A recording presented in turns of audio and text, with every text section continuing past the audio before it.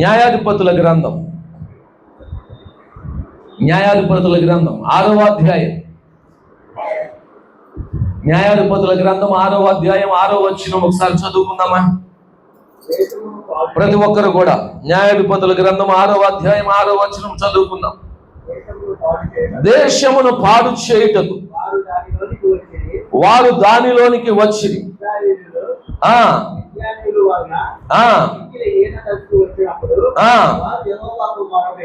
యెహోవాకు మొరపెట్టిరి.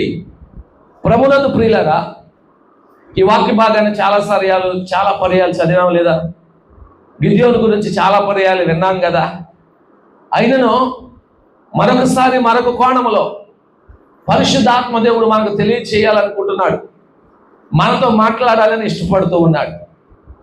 ఈ వాక్యం ద్వారా నేను మీకు అందరికీ చెప్పేది ఏంటంటే, ఈ వాక్యం యొక్క టైటిల్ ఏమనుకుందామంటే, ముందే చేయొచ్చు కదా. ఏమంటే ఈరోజు వాక్యాంశం ఏంటి చెప్పండి? ఈరోజు వాక్యాంశం ఏంటి? ముందే చెయ్యొచ్చు కదా. మీకు అర్థమై ఉంటుంది.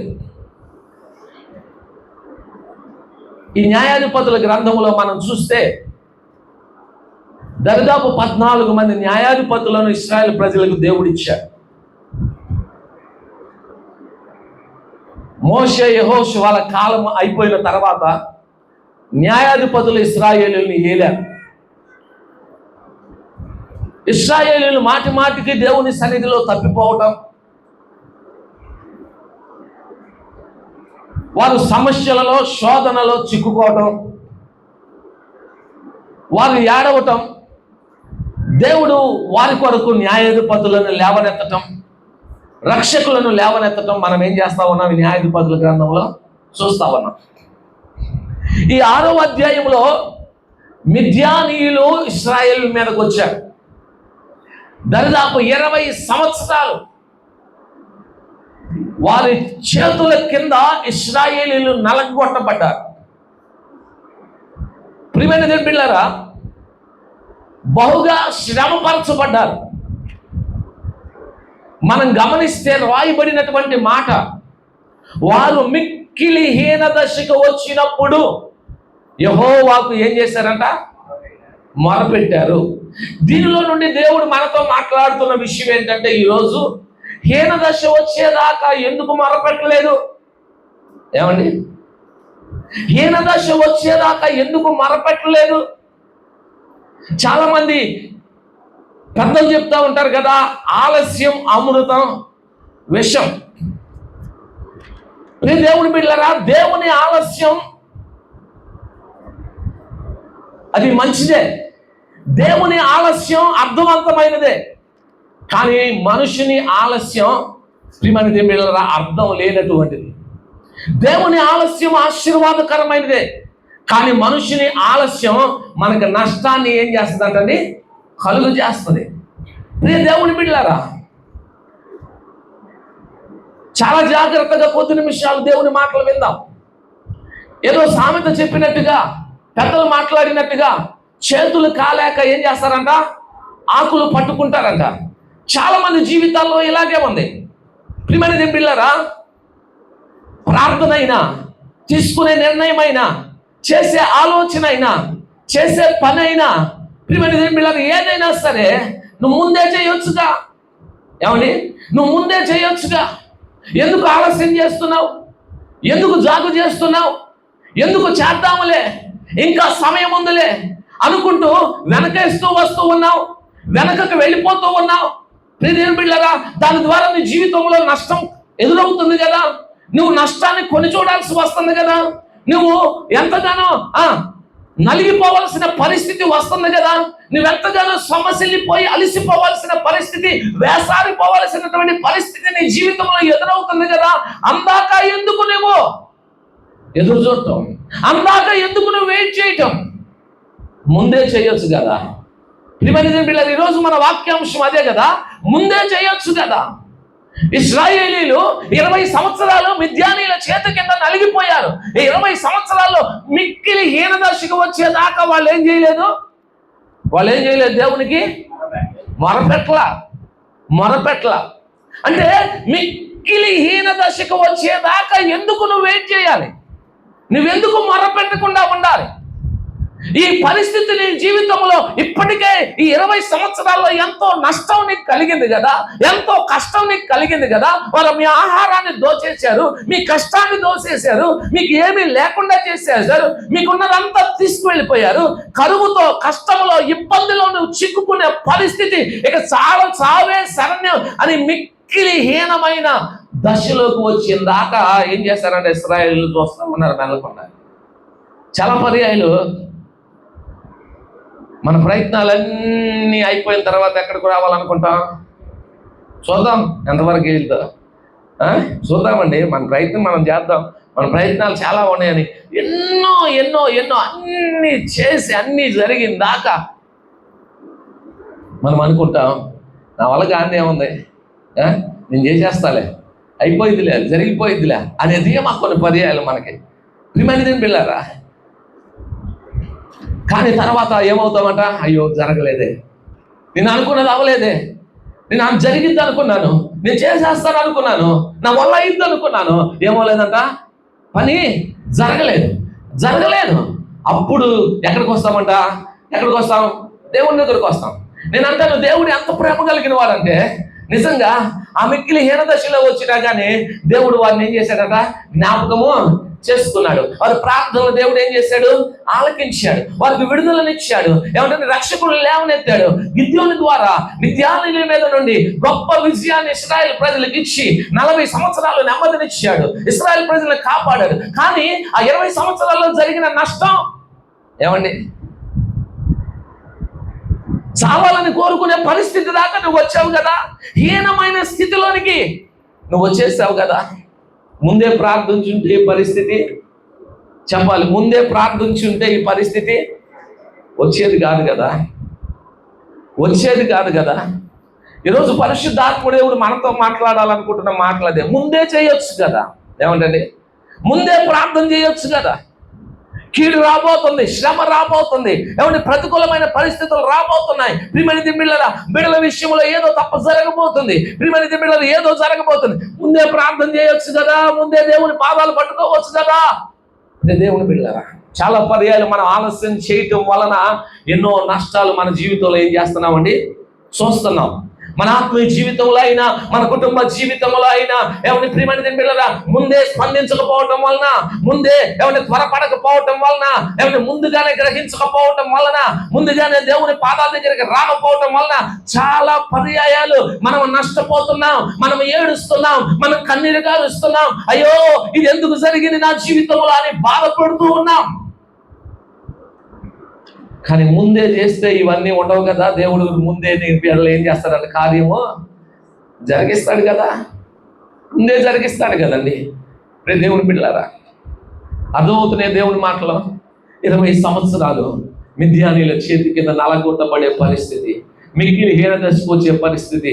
వీరుకున్న భోజనం లాక్కున్నారు, వీరు పంటను లాగేశారు, వీరుకున్న వారిని తీసేశారు, ఏడుస్తున్నారు, రోదన చేస్తున్నారు. ఓయో మాకు ఇలాంటి భయంకరమైన పరిస్థితి మా జీవితంలో వచ్చింది అని అప్పుడు దేవునికి ఏం చేస్తున్నారంటే వాళ్ళు మొరపెడుతున్నారు. ఇక్కడ 2 విషయాలు మీకు జ్ఞాపకం చేస్తాను. ఏ సమయంలో మొరపెట్టినా దేవుడు వాళ్ళని జ్ఞాపకం చేసుకున్నాడు. అంటే అందరికీ అన్ని పరిస్థితులు ఆ పరిస్థితి వచ్చిందని నేను చెప్పలేను, కానీ దేవుడు తప్పకుండా ప్రేమించే దేవుడు తప్పకుండా జ్ఞాపకం చేసుకుంటాడు. వారు ఆ స్థితిలో మొరపెట్టిన దేవుడు వారిని ఏం చేశాడంట? విడిపించాడు. కానీ నష్టం అయితే ఏమైందంటే వారి జీవితంలో జరిగిపోయింది కదా, హీన స్థితికి వచ్చేసారు కదా, కరువు అనుభవించారు కదా, వారి వలన ఇబ్బంది పడ్డారు కదా, వారి వలన ఏడ్చారు కదా, వారి వలన బాధపడ్డారు కదా. అలాంటి పరిస్థితులు రాకముందే ఏం చేయాల్సింది? వాళ్ళు చెప్పండి, ఏం చేయాల్సింది? దేవునికి ప్రార్థన చేయాల్సింది. పిల్లరా, ఈ మాటలను ఆత్మీయ కోణంలో అర్థం చేసుకోండి. మన జీవితాల్లో కూడా కొన్ని పర్యాయాలు చేతులు కాలేక ఆకులు పట్టుకున్నట్టుగా ఏమంటండి, ముందే దేవుని దగ్గరికి రాం, ముందే ప్రార్థన చేయం, ముందే జాగ్రత్త పడం, ముందే ఆలోచన చేయం, ముందే సరి చేసుకోం, ముందే ఏమంటే ప్రణాళిక సిద్ధపరచుకోలేం, ముందుగానే అన్ని చేయకుండా ఏమిటండి ఆలస్యం చేసి చేసి చేసి ఉందలే సమయం, ఇంకా టైం ఉంది ఇంకా అని అంతా అయిపోయిన తర్వాత ఇక అప్పుడు జరగదన్నప్పుడు అప్పుడు దేవా నువ్వే దిక్కయ్యా, అంతా కోల్పోయానయ్యా, అంతా పోగొట్టుకున్నాయనయ్యా, అంతా తారుమారైపోయిందయ్యా నా పరిస్థితి అంతా. అప్పుడు మనం ఏం చేస్తామంట? ప్రార్థన చేస్తాం. దేవుడు అప్పుడైనా మన ప్రార్థన అంటాడు. కాకపోతే అప్పటికే నువ్వు వెయిట్ చేశావు, అప్పటికే నువ్వు అలసిపోయావు, అప్పటికే నువ్వు జీవితంలో నష్టపోయావు, నువ్వు సమస్యలు పోయావు, నీకు నిలబిడిచావు, నీ హృదయం అంతగా బాధపడి ఉండదు, ఏమంటది ఎంతగా నువ్వు నలిగిపోయి ఉంటావు. అదంతా జరగక మునిపే, నువ్వు నష్టపోక మునిపే ముందే నువ్వు దేవునికి ఏం చేయొచ్చు? ప్రార్థన చేస్తే మంచిది కదా. దీని పిల్లరా, పరిశుద్ధ గ్రంథంలో ఒక 2-3 వ్యక్తులను మీకు జ్ఞాపకం చేస్తాను. మొదటిగా ఏశావుని జ్ఞాపకం చేసుకుందాం ఒకసారి. చూడండి, హెబ్రీయులకు రాసిన పత్రిక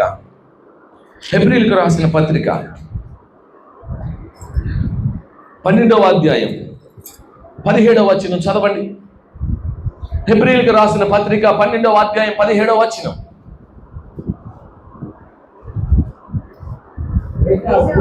ఏశావు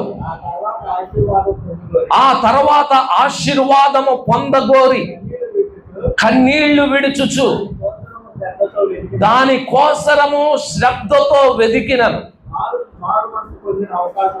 మారు మనసు పొందని అవకాశము దొరకక విసర్జింపబడెను. దేవునికి స్తోత్రం, హల్లెలూయా.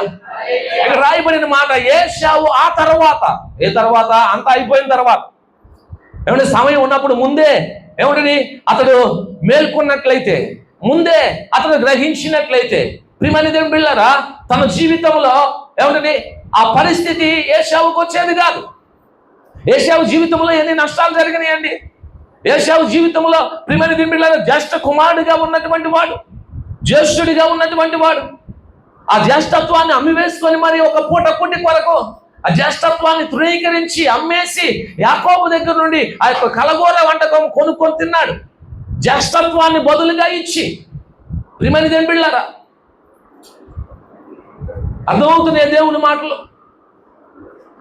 గత రాత్రి కూడా విన్నాం, తను చేసుకున్న భార్యల ద్వారా తల్లిదండ్రులకు ఏం కలిగించాడు? దుఃఖాన్ని కలుగజేశాడు.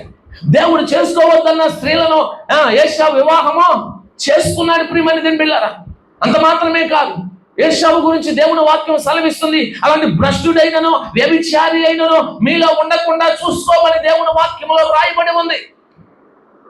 అతను వ్యభిచారం చేశాడా చేయలేదా అని ప్రక్కన పెడితే ఏమిటని విగ్రహారత సంబంధమైన వాటి వైపు తిరిగిపోయాడు. ఏమిటని విగ్రహ సంబంధమైన స్త్రీలను వివాహం చేసుకున్నాడు, దేవునికి దూరం అయిపోయాడు. దేవుని దృష్టిలో యాకోబు ఎంతో, ఏశావు కూడా అంతేనా కాదా? ఏమన్నా ఇద్దరు ఏదైనా దేవుడు పక్షపాతం చూపిస్తాడా? ఎక్కడ పక్షపాతం లేదు. యాకోబు అంతో, ఏశావు కూడా అంతే. కానీ ఏశావు దేవుడు ఇచ్చిన అవకాశాలన్నింటినీ ఏం చేశాడట? పోగొట్టుకున్నాడు. ఆ కన్నీళ్ళు విడిచేదేదో దేవుడి సెల్లో ముందే విడిస్తే, ముందే మారు మనసు పొందితే, ముందే శ్రద్ధగా వెతికితే దేవుని సన్నిధిని, ప్రియమైన దేవుని పిల్లలు బాగుండేది కదా. ఈరోజు మనం కూడా వాక్యం ద్వారా వింటున్నాం, ప్రభు రాకడ రాబోతుంది, ప్రభు ఇదిగో నేను త్వరగా వస్తున్నానని చెప్తున్నాడు. మీకు చాలా పర్యాలు చెప్తా ఉన్నాం. యేసు ప్రభు చెప్పాడు, ఆయన ఈ లోకంలో ఉన్నప్పుడు సువార్త, ఇదిగో పరలోక రాజ్యము సమీపిస్తుంది కాబట్టి మారు మనసు పొందండి అని యేసు ప్రభు స్వయంగా ప్రకటించాడు, సువార్త ప్రకటించాడు.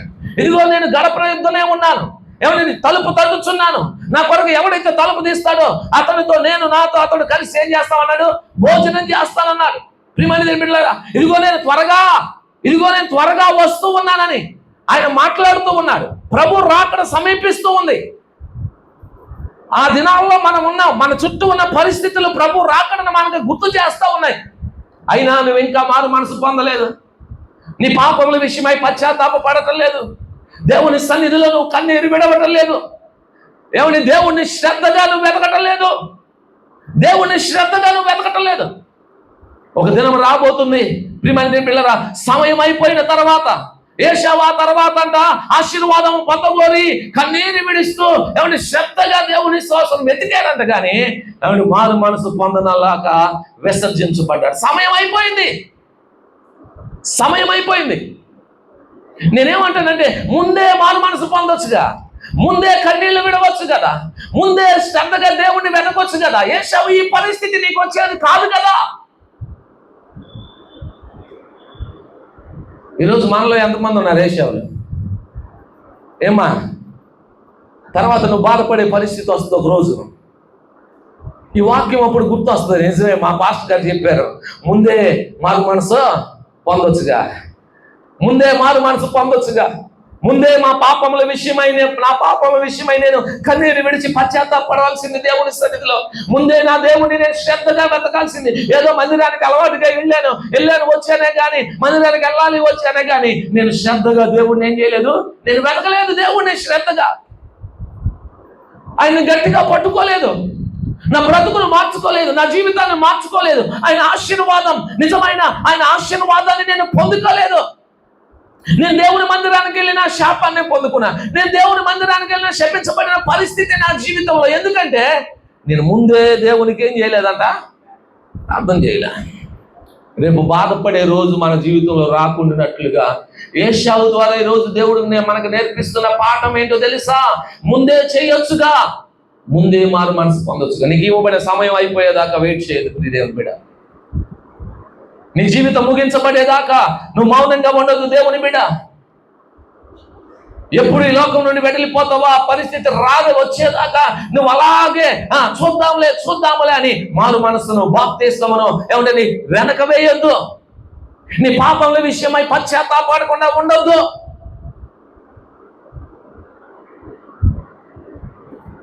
కన్నీరు విడిచి ఏం చేయాలంటే ప్రార్థన చేయాలి. ఏశావు ఆ తర్వాత ఆశీర్వాదము పొందగోరి ఏం చేశాడంట, కన్నీళ్లు విడుచుచు శ్రద్ధగా దానికోసం ఎతికాడంట. అయినా మారు మనసు పొందడానికి అవకాశము ఏముంది, దొరకలేదు. చాలా పర్యాలు మనం చెప్పుకున్న ఉదాహరణ ఉంటుంది కదా, పెండ్లి కుమారుడికి పెండ్లి విందు. ఏమంటే 21వ అధ్యాయం మత్తయి సువార్తలో ఉంటుంది పెండ్లి విందు.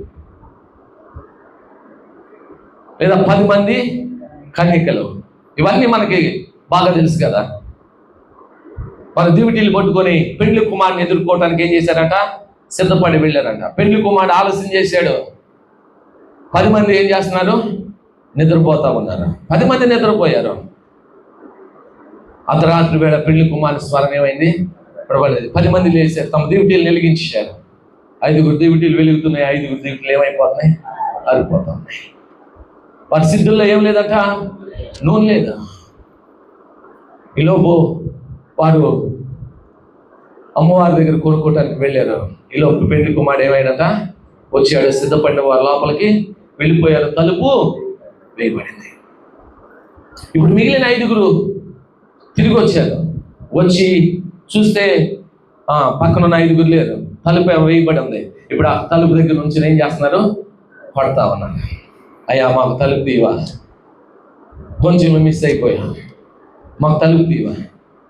ప్రభు ఏమన్నాడు, మీరెవరో నాకు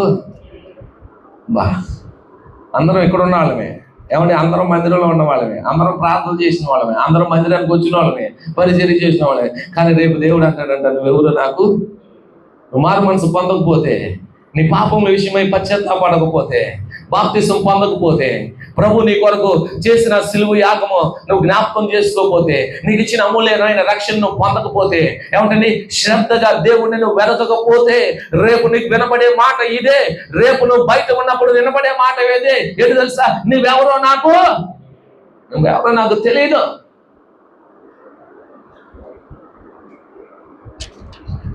దేవుని బిడ్డ, ఏశావు ముందే మారు మనసు పొందుంటే, కన్నీరు విడుచుంటే, దేవుణ్ణి శ్రద్ధగా వెతుకుంటే ఏశావు విసర్జించబడే పరిస్థితి వచ్చేది కాదు. ఈరోజు ఏశావు ప్లేస్లో నీ పేరు పెట్టుకో. నువ్వు నిజంగా లేదయ్యా నేను ముందే అన్నిటి విషయాల్లో జాగ్రత్త పడ్డానండి. ఏమండి, ఊరు వెళ్ళాలంటే ఏం చేస్తాం, గత రాత్రి కూడా రోహన్ చెప్పినప్పుడు విన్నాం అనుకుంటా కదా, చాలా విషయాలు. ట్రైన్ విషయంలో కూడా విన్నాం కదా. అన్ని విషయాల్లో ఏమంటుంది, ఎక్కడ ట్రైన్ దిగాలో దాని కొరకు ఏం చేస్తామంటారు, ముందే లగేజ్ చూసుకుంటాం, పిల్లల్ని చూసుకుంటాం, ఏం తీసుకెళ్ళామో, ఏం తీసుకొని ట్రైన్ ఎక్కామో అవన్నీ మనతో ఉన్నాయా లేదా అని ట్రైన్ దిగటం కోసం చూస్తామా లేదా. అన్నిటిని ముందే శ్రద్ధగా ఉంచుకుంటావా లేదా? కొంతమంది అంట ఏం చేస్తారు, రాత్రి అదే కదండి సమోసాలు, శనక్కాయలు, ఇక ఇది తింటా వచ్చే ఎక్కడ దిగాలో కూడా కొన్ని పర్యాలు కొంతమంది ఏం చేస్తారంట మర్చిపోయే పరిస్థితి. ఏమండి, జాగ్రత్త పడకపోతే జీవితం నష్టపోయేటువంటి పరిస్థితి చాలా ఉంది. ఏశావు నష్టపోయాడు. దేవుడు యాకోబుని ఎంత ప్రేమించాడో ఏశావును కూడా అంతే ప్రేమించాడు. కానీ ఏశావు తన జీవితాన్ని ఏం చేశాడంట, నష్టపరుచుకున్నాడు. వాక్యాంశం ఏంటి ఈరోజు మనది? ఏమంటే ముందే చేయొచ్చు కదా. మిగిలిన ఏ దశకు వచ్చేదాకా ఆగకపోయేందుకు ముందే ప్రార్థన చేస్తే పరిస్థితి వచ్చేది కాదుగా, దేవుడు విడిపించేవాడుగా. ఏమైనా ముందే కన్నీరు విడిస్తే, ముందే మారు మనసు పొందితే, ముందే దేవుడిని శ్రద్ధగా వెతికితే ఏశావు నువ్వు విసర్జించబడేవాడు కాదు కదా. భ్రష్టుడని, దౌర్భాగ్యుడని, ఎవరి వ్యభిచారి అని పిలవబడే బిరుదులు వచ్చేవి కాదుగా. అలాంటి పరిస్థితి నీకు వచ్చేది కాదుగా.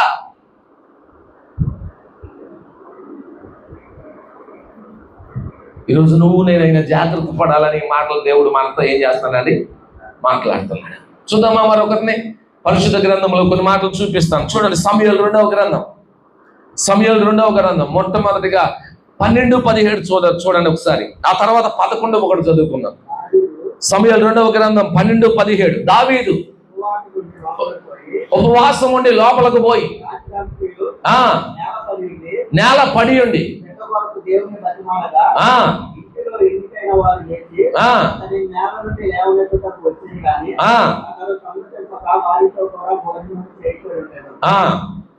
చూడండి, ఈ మాటలు మీరు అర్థం చేసుకోండి, నేను చెప్తాను మీకు ఇవన్నీ కూడా. దావీదు బెత్షెబా ద్వారా తనకు పుట్టిన కుమారుడి కొరకు ప్రార్థన చేస్తున్నాడు. ఆ బిడ్డ జబ్బు పడ్డాడు, రోజుల బిడ్డ జబ్బు పడ్డాడు. ఆ బిడ్డ కొరకు 7 రోజులు ఉపవాసం ఉండి, అసలు ఎంతగా అంటే రాయబడిన మాటలు మనం అర్థం చేసుకుంటే నేల మీద బొర్లాడుతూ ఏడుస్తూ గగ్గోలు పెడుతూ ఏడుస్తూ ఉపవాసం ఉండి ప్రార్థన చేశాడు 7 రోజులు. ప్రియమైన పిల్లలు, దావీదు ప్రార్థన చేశాడు. కానీ దేవుడు దావీదు ప్రార్థన వినలా. బిడ్డ ఏమైపోయాడండి చెప్పాలి? ఏమైపోయాడు? చనిపోయాడు. బిడ్డ చనిపోయాడు. మీరు అర్థం చేసుకోండి, దేవుడి మాటలో ముందే చేయొచ్చు కదా అనే మాటలో మనం తెలుసుకోవాల్సినటువంటి విషయాలు. బెత్షెబా ద్వారా తనకు పుట్టిన కుమారుడు బ్రతకాలని, ఆ బిడ్డ బ్రతికించబడాలని ఉపవాసం ఉండి 7 రోజులు ఏమిటండి అన్నం పానములు మాని, నిద్రాహారాలు మాని, కన్నీరు కారుస్తూ 7 రోజులు నేల నుండి లేకుండా ప్రముఖులు వచ్చి, ఆ ఇంటిలో పెద్దలు వచ్చి అతను లేపాలని ప్రయత్నం చేసి కూడా విరమించుకొని అతను అంత బాధలో ఉన్నాడు, అంత వేదనలో ఉన్నాడు, కదిలించకుండా వెళ్ళిపోయారు. 7 రోజులు గడిచిపోయిన బిడ్డ పలకి ఏమవ్వలేదంట, బ్రతకనే. అదేదో ముందే చేయొచ్చుగా అంటే ముందే చేయొచ్చుగా అన్న మాటకు కూడా మనం తెలుసుకోవాల్సిన విషయం ఏంటో చూపిద్దాం ఒకసారి. 11-1 చదవండి. 11-1 చదవండి. వసంత కాలమున రాజులు యుద్ధం చేసే యోవాబును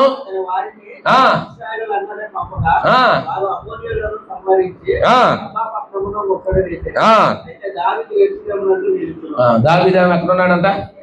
యెరూషలేములో నిలిచాడంట. ఏమండి, దేనికోసం? పాపం చేయడానిక? ఏమండి, దేనికోసం? దేవుని బిడ్డలారా, నేను అంటాను ముందే దావీదు జాగ్రత్త పడితే అసలు ఈ పరిస్థితి వచ్చేది కాదుగా. బెత్షెబా నీ జీవితంలోకి వచ్చేది కాదుగా.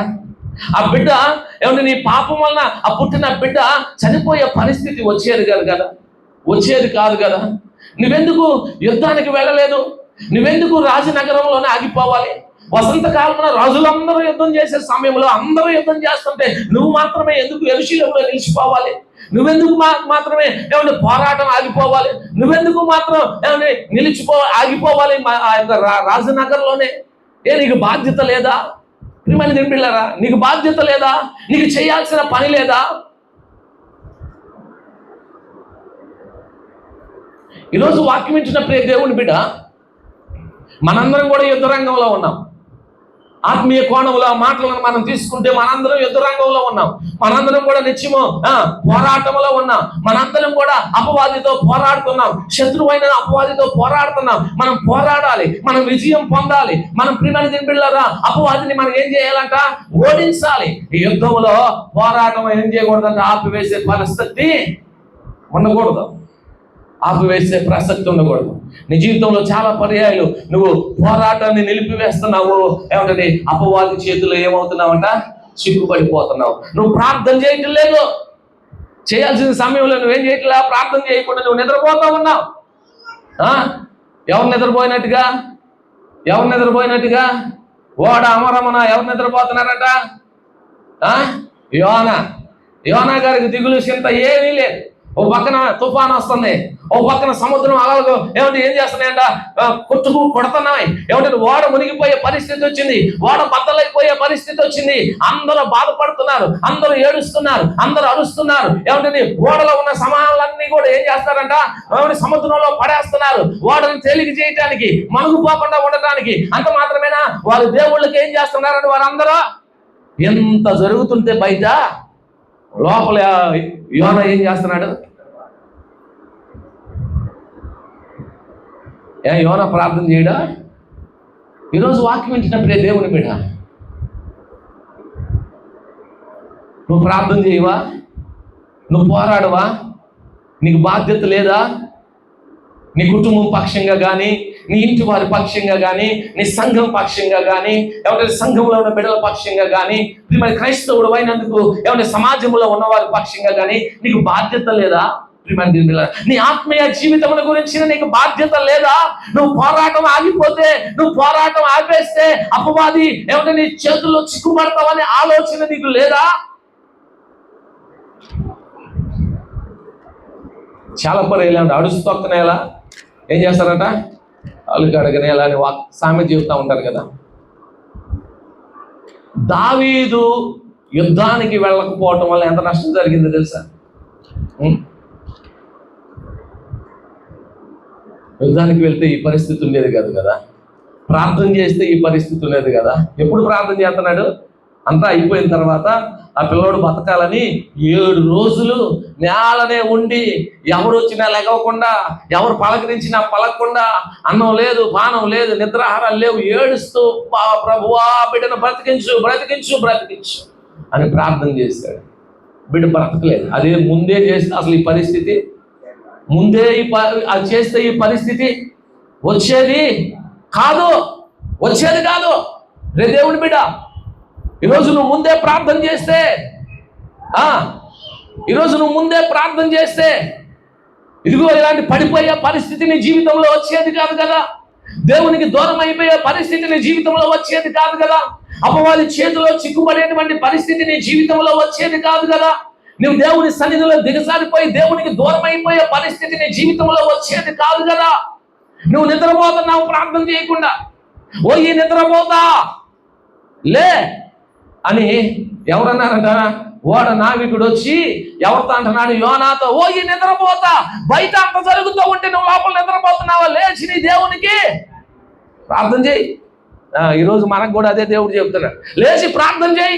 చుట్టూ ఎన్నో ప్రతికూలమైన పరిస్థితులు ఉంటే, చుట్టూ ఎన్నో సమస్యలు దేశాన్ని, రాష్ట్రాన్ని, మన ప్రాంతాన్ని చుట్టుముడతా ఉంటే, అపవాది బలముగా పనిచేస్తా ఉంటే, కుటుంబాలని పాడు చేయాలని, సంఘాలను పాడు చేయాలని, నష్టాన్ని కలిగించాలని, నాశనానికి మనల్ని నడిపించాలని, దేవుని పిల్లలమైన మనల్ని, క్రీస్తు రక్తంలో కడగబడిన మనల్ని ఎవరిని పడగొట్టాలని, పతనం చేయాలని అపవాది ప్రయత్నం చేస్తూ నీ ప్రక్కనే ఉండి నీ మీద అనేక యుద్ధంలో బాణములను పొంచి ఆమె బాణాలను వేస్తూ నిన్ను బలహీనురాలని చేయాలని ప్రయత్నం చేస్తా ఉంటే, ఏమండి నువ్వు నిమ్మక నీరెత్తినట్లుగా నిద్రపోతావా?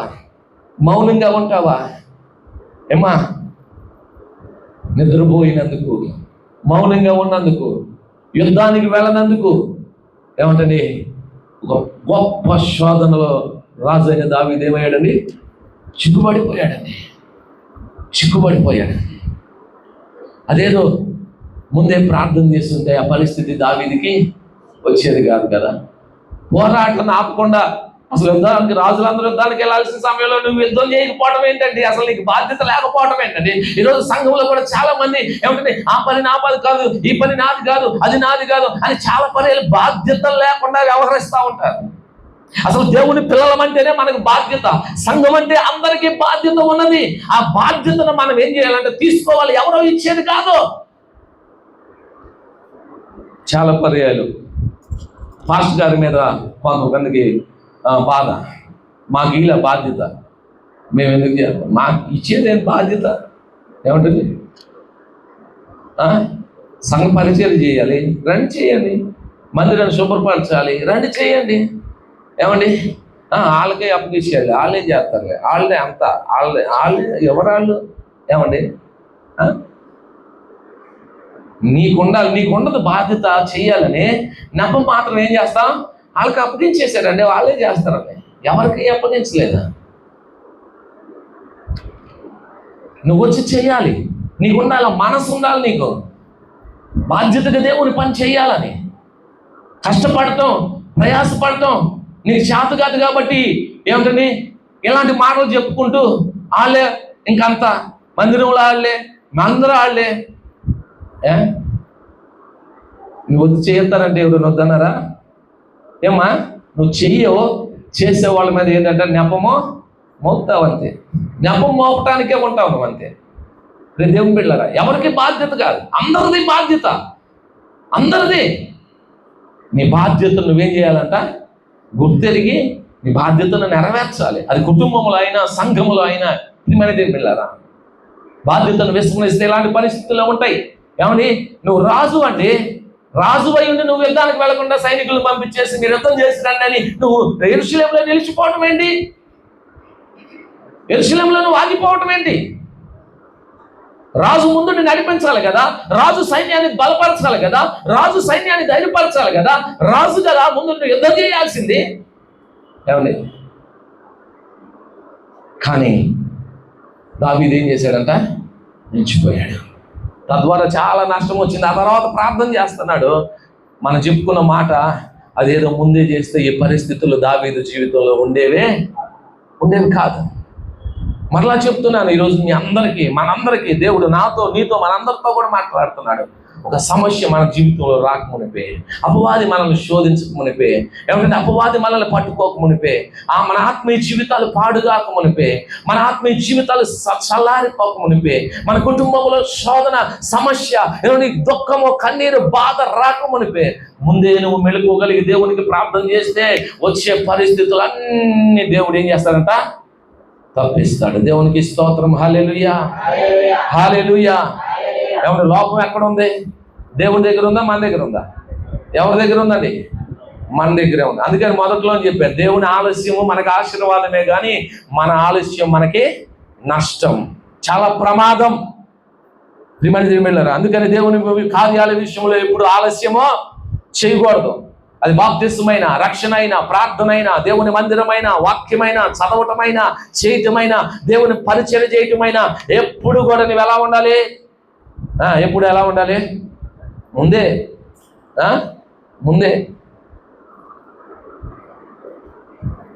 అందరూ ప్రార్థన చేసిన తర్వాత ఒక ఆమె వచ్చి నేను ప్రార్థన చేస్తాను, నాకు ఇయ్య అవకాశం, నాకు ఇయ్య. అందరూ అయిపోయారు, చేసేసారు. ఇంకేం నువ్వు చేస్తావు తర్వాత? నీకు అవకాశమా? లేదు, నీకు అవకాశం లేదు. కొంతమంది ఇట్లాగే ఉంటారు, ప్రార్థన చేయమన్నప్పుడు ఏం చేయరంట? తర్వాత చేస్తున్నాయి, వాళ్ళు చేసినట్టు చేస్తున్నాయి, వీళ్ళు చేసినట్టు చేస్తారు, వీళ్ళు చేసిన ఆ సమయం అయిపోయింది, నీకు చేయటానికే ఏమండి, నీకు చేయటానికే అవకాశం రాదు, చేయటానికి అవకాశం రాదు. ఇది ఉదాహరణ ఒక మాట చెబుతున్నా. ఇది ఏ విషయంలో అయినా ఇది ఇలాగే వర్తిస్తుంది. నా మాటలు ముగిస్తాను. ఒక వ్యక్తిని మీకు క్లుప్తంగా జ్ఞాపకం చేసి చూడండి ఒకసారి ఆయన్ని. ఆదికాండం 32:24 చదవండి ఒకసారి.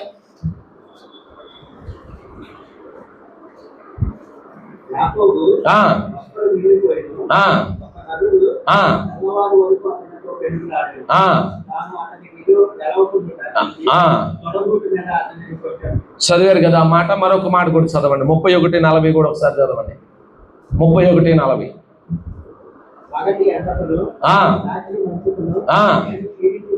ఆ, ఆ, ఆ, ఆ. ఇక్కడ చూడండి, యాకోబుని గురించి మనం వింటున్నాం. తల్లిదండ్రుల దగ్గర నుండి పద్మరాముకు బయలుదేరి వెళ్ళాడు అన్నకు భయపడి. ప్రియమైన పిల్లరా, ఇక్కడ మనం చదివిన వాక్య భాగాల్లో యాకోబు ఒక్కడే మిగిలిపోయాడు. ఆ రాత్రంతా దేవుని సన్నిధిలో ఏం చేస్తున్నాడు? ప్రార్థన చేస్తున్నాడు. అయ్యా, నన్ను ఆశీర్వదించు, నా పేరు మార్చు, నా బ్రతుకును మార్చు అని దేవుని సన్నిధిలో ఏం చేస్తున్నాడ? ప్రార్థన చేస్తున్నాడు. మనం గమనించాల్సిన విషయం, ముందే చేయొచ్చు కదా అనే కోణంలో మనం ఈ వాక్యం వింటున్నాం కదా. 20 ఏళ్ళు పద్దనరాములో లాబాన్ దగ్గర ఉన్నాడు. ఎప్పుడైనా ప్రార్థన చేశాడా? చెప్పాలి. అక్కడ ఆయనే సాక్ష్యం ఇస్తున్నాడు. యాకోబు ఏంటి తెలుసా? నేను పగలకు ఎండకి ఎండాను, వానకు తడిచాను, మంచుకు తడిచాను, నేను ఎంతో కష్టపడ్డాను, ప్రయాసపడ్డాను, నా జీతం 10 మార్లు నువ్వు మార్చావు, నాకు ఎంతో నష్టం కలిగింది, నేను ఎంతో బాధపడ్డాను. ఇవన్నీ ఎవరు చెబుతున్నారు? యాకోబు చెబుతున్నాడు. ఏమంటండి? మరి ఇలాంటి పరిస్థితి యాకోబు రాకుండా ముందే ఎందుకు యాకోబు ప్రార్థన చేయలేదు? ఏమండి? ఎప్పుడు రియలైజ్ అయ్యాడు? యబ్బోకు రేవు దగ్గర. అక్కడ కూడా ఎలాగూ రియలైజ్ అయ్యాడు. ఎన్ని పర్యాయాలు ఎన్ని చేశాడు? ప్రియమైన పిల్లలు ఎన్ని జరిగించాడు, ఎన్ని కార్యాలు చేశాడు. ఏశావు కోసం బహుమానాలు పంపించాడు. ఏశావు కోసం బహుమానాలు పంపించాడు. ఏశావు ఒక్కొక్క గుంపును చంపుతా వస్తే మిగిలిన వెనకాల మేము కాపాడబడాలని ఏమంటని ఈ ముందు ప్రేమ, కొంచెం ప్రేమ దగ్గర వాళ్ళందరినీ ముందు పెట్టి, బాగా ప్రేమ ఉన్న వాళ్ళందరినీ వెనక పెట్టుకుంటా వచ్చాడు. లేయాని ముందు పెట్టాడు, లేయా పిల్లల్ని ముందు పెట్టాడు. ఎందుకంటే లేయా ఇష్టం లేకుండా చేసుకున్నాడు కదా. అలా గుంపులుగా పెట్టి రాహేల్ని ప్రేమ కలిగి ఆయన పిల్లలందరినీ ఏం చేశాడంట? వెనకాల పెట్టుకుంటూ వచ్చి, ఎందుకు? ఏశావు ఒకవేళ చంపుతూ వస్తే ఏం చేయాలంట? చివరి వాళ్ళైనా కాపాడబడాలని ఇన్ని ప్రయత్నాలు చేశాడు. బహుమానాలు పంపించాడు. అది మాత్రమే కాదు, ఏశావు ఎదురవుతుంటే 7 మార్లు ఏశావుకి నమస్కారం చేస్తూ వంగి దండాలు పెడుతూ ఏమంటే ఏశావుని ఏం చేశాడంట? ఎదుర్కొనవలసిన పరిస్థితి యాకోబు జీవితంలో వచ్చింది. ఎందుకయ్యా యాకోబు ఇలాంటి పరిస్థితి నీకు? ఎందుకు యాకోబు నీకు ఇలాంటి పరిస్థితి అంటే, వెళ్ళేటప్పుడు బేతేల్ దగ్గర ప్రార్థన చేసావు, ఇక అదే నీ చివరి ప్రార్థన. ఏమండి? అదే నీ చివరి ప్రార్థన, అదే నీకు నిచ్చిన, ఆ రోజు కనపడి నిచ్చిన, ఇక అదే చివరి నిచ్చిన, అదే చివరి దర్శనం, అదే చివరి ప్రార్థన. ప్రియమైన పిల్లరా, ఇంకా పద్దనరాముకు వెళ్ళాడు 20 సంవత్సరాలు. ఏమండి? లేయాన్ని చేసుకోవటానికి 7 సంవత్సరాలు, రాహేల్ని చేసుకోవటానికి 7 సంవత్సరాలు, ఆ తర్వాత మరలా ఇష్టం కలిగి 6 సంవత్సరాలు ఆయనకు కొలువు చేశాడు. 20 సంవత్సరాలు. ఈ 20 సంవత్సరాల్లో ఎన్నో మార్లు లాబాను యాకోబును మోసం చేశాడు. 10 మార్లు జీతం మార్చాడు. ఎక్కడైనా జీతం పెరిగింది కానీ యాకోబుకి జీతం తగ్గుతా వచ్చింది. ఏమండి? ఎవరికైనా జీతం పెరిగింది కానీ యాకోబు మాత్రం లాబాన్ దగ్గర జీతం తగ్గుతా వచ్చింది. 10 మార్లు జీతం మార్చాడు. పగలకు ఎండాడు, ఎండకు ఎండాడు, ఏమంటే వానకు తడిచాడు, మంచుకు తడిచాడు, ఏమంటే క్షీణించిపోయాడు, ఎంతగా నష్టపోయాడో, కష్టపడ్డాడో, ఎంత చాకరీ చేశాడో యాకోబు. నేనేమంటానంటే, ఎంత కష్టపడకముందు దేవునికి ఏం చేయొచ్చుగా? దేవునికి ప్రార్థన చేయొచ్చుగా యాకోబు. ఎందుకు దేవుణ్ణి మర్చిపోయావు? ఎందుకు దేవుణ్ణి మర్చిపోయావు? ఎందుకు దేవునికి ప్రార్థన చేయలేదు? నేనేమంటానంటే, నువ్వు నష్టపోక మునిపే నీ జీవితంలో దేవునికి ప్రార్థన చేయొచ్చుగా. ఏమండి? ఇన్ని సమస్యల్లో నేను సతమతమైపోతున్నానండి అని చాలా పర్యాలు చాలా మంది చెబుతారు కదా. ఏమంటే మీరు కూడా అలాగే చెబుతూ ఉంటారు కదా. ఈ సమస్యలతో సతమతమైపోయావు, నువ్వు ప్రార్థన చేసావా అని అడిగితే, అయ్యా చేయలేదే. మరి ముందే ప్రార్థన చేయొచ్చుగా అండి, ముందే ప్రార్థన చేయొచ్చు. అంటే ఎన్ని సమస్యలైనా అవి సమస్యలు వచ్చే ఏడుస్తూనే ఉంటాం, కానీ ప్రార్థన మాత్రం జ్ఞాపకం, దేవుణ్ణి మాత్రం జ్ఞాపకం చేసుకో. ప్రార్థన చేయాలనే ఆలోచన మాత్రం ఏమవుతుందంట? కొంతమందికి రాదండి. యాకోబు కూడా రాలా. ఇంత నష్టం అనుభవిస్తున్నా దేవుడు నాకు తోడుగా ఉంటానన్నాడు కదా, ఏమిటంటే నన్ను దీవిస్తానన్నాడు కదా, మరలా ఇక్కడికి తీసుకొని వస్తానని వాగ్దానం చేసిన దేవుడు ఉన్నాడు కదా, బేతేల్లో నాకు దర్శనం ఇచ్చిన దేవుడు ఉన్నాడు కదా, ఏమిటి మా ఆకాశానికి భూమికి నిచ్చెన వేసి కొన వేసి దేవదూతలను చూశానే, దేవుడిని చూశానే, దేవుడు నాతో మాట్లాడాడే అని ఆ దేవుడిని జ్ఞాపకం చేసుకుని ఆ 20 ఏళ్లలో తనకు ఎదురైన మోసంలో, తన ఎదుర్కొన్న కష్టంలో, నష్టంలో, బాధలో, ఏమిటి క్షీణించిపోయిన పరిస్థితుల్లో దేవునికి ప్రార్థన చేస్తుంటే ముందే యాకోబు ఏమండి ప్రార్థన చేస్తుంటే పరిస్థితులు ఎలా ఉండేయా?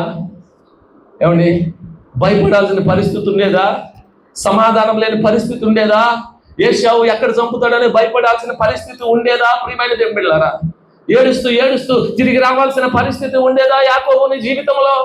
7 మార్లు ఏశావు ఎదుట సాష్టాంగ నమస్కారాలు చేసి బహుమానాలు పంపించి ప్రియమైన దేవుని బిడ్డలారా భయపడుతూ ఇవన్నీ చేయాల్సిన పరిస్థితి, ఎంత గలిబిలి, ఎంత తొందరపాటు, ఎంత గందరగోళం, ఎంత కలవరం నీ జీవితంలో ఉండేదా?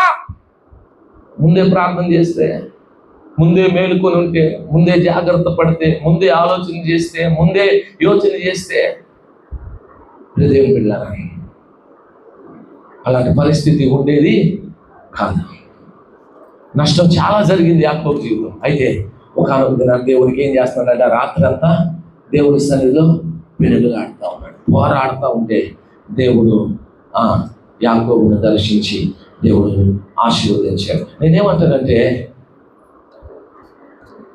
కొందరికి అవకాశం ఉండొచ్చు, అంటే అందరికీ అవకాశము రాకపోవచ్చు.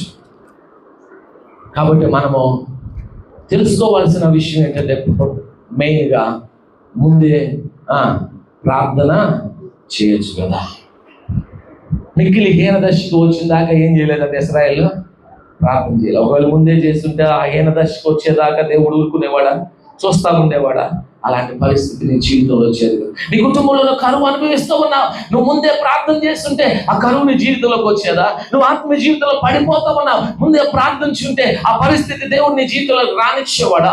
పిల్లరా, నీ కుటుంబంలో ఎన్నో కలవరములు నువ్వు కలిగి ఉన్నావు, నువ్వు ముందే ప్రార్థన చేస్తే ఆ కలవరములను దేవుడు నీ మీద రానిచ్చేవాడా? అపవాదిని నీ మీద పడనిచ్చేవాడా? అపవాది కార్యాలను దేవుడు లయపరిచేవాడు కదా. ఎందుకు నువ్వు ముందే మేలుకోవట్లేదు? ఎందుకు నువ్వు ముందే జాగ్రత్త పడట్లేదు? ఎందుకు నువ్వు ముందే ఆలోచన చేయటం లేదు? ఎందుకు ముందే దేవునికి సమయం ఇచ్చి నువ్వు ప్రార్థన చేయటం లేదు? ముందే చేయకపోవటం వల్ల చాలా విషయాలు మనం ఏమవుతున్నామంట, వెనకకి వెళ్ళిపోతున్నాం, నష్టపోతూ ఉన్నాం. కాబట్టి చాలా విషయాల్లో మనము ఇబ్బంది పడతా ఉన్నాం. యాకోబుకు అవకాశం దొరికింది, దావీదుకు అవకాశం దొరికింది, కాకపోతే నష్టం అయితే జరిగింది. వారి జీవితంలో చాలా నష్టపోయారు. కానీ ఏశావుకు దొరికిందా?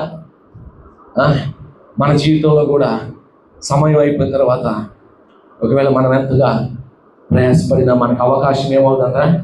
ఏమవుదో దొరకదు, అవకాశం దొరకదు. ఇప్పుడు సమయం ఉన్నప్పుడు కానీ దేవునికి ఏం చేయాలి? ప్రార్థన చేయాలి. యోనా అలాగా నిద్రపోకూడదు, నిద్రపోతాలే అని పరిస్థితి మన జీవితంలో ఏమవకూడదంట, ఉండకూడదు.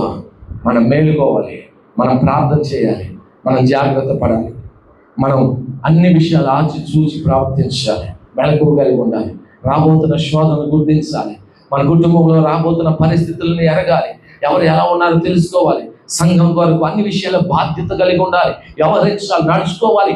మనము దేవుని కొరకు మనం ఏం చేయాలంట, జీవించాలి. అన్ని విషయాలు సరైన నిర్ణయాలు ఏం చేయాలి, తీసుకోవాలి. ఎప్పుడు ఆలస్యంగా కాదు, ఎప్పుడంట ముందే.